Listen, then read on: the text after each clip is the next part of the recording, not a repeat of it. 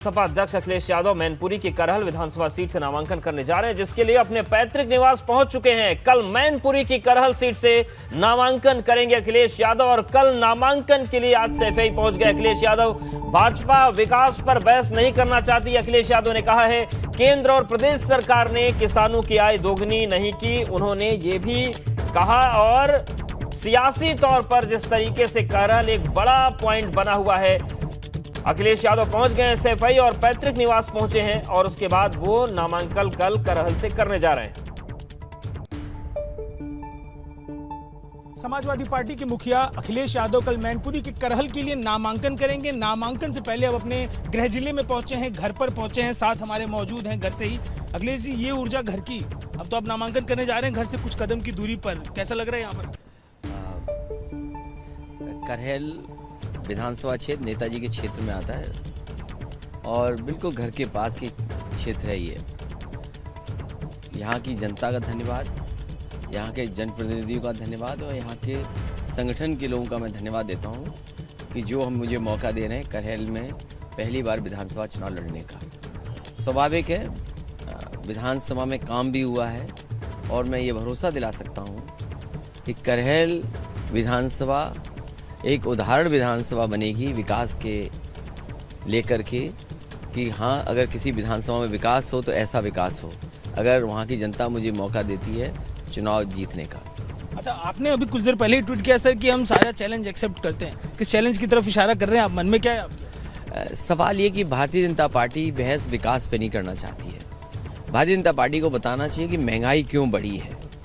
Bharatiya Janata party को बताना चाहिए कि दो सरकारें, दिल्ली और लखनऊ की सरकारें, और दोनों मिलकर के अगर किसानों की आय दोगुनी नहीं कर सकते हैं तो आखिरकार सवाल ये बनता है कि जिन्होंने भरोसा दिलाया था कि 2022 तक किसानों की आय दोगुनी हो जाएगी, तो आज कम से कम भारतीय जनता पार्टी को जनता के बीच बहस करनी चाहिए कि उनकी आय दोगुनी कैसे होगी। बीजेपी सपा को हर बार घेरा जाता है कि गुंडों की पार्टी है, गुंडे जुड़े हुए हैं। अभी कुछ देर पहले ट्वीट किया आप कि बीजेपी के उम्मीदवारों को लेकर क्या कह रहे हैं आप? बीजेपी जो सूचना मिल रही है उनकी सूची देख करके, जो लिस्ट आई है भारतीय जनता पार्टी की, उसमें 99 लोग ऐसे हैं जिनके ऊपर आपराधिक मुकदमे हैं।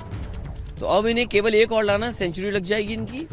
तो कम से कम भारतीय जनता पार्टी जो दूसरों पर सवाल करती है, कम से कम अपने को आईने में तो देखें। एक बार जरा इस पर फिर से एक मैं जवाब लूंगा, सेफ सीट की या फिर घर की, मन की बात क्या था? मैं मुख्यमंत्री जी से पहले चुनाव लड़ना चाहता था, तो मुझे उनके चरण से पहले ये चरण चुनाव दिखाई दे रहा है और मुझे किसी ने भेजा नहीं है। वो भारतीय जनता पार्टी के सदस्य नहीं है।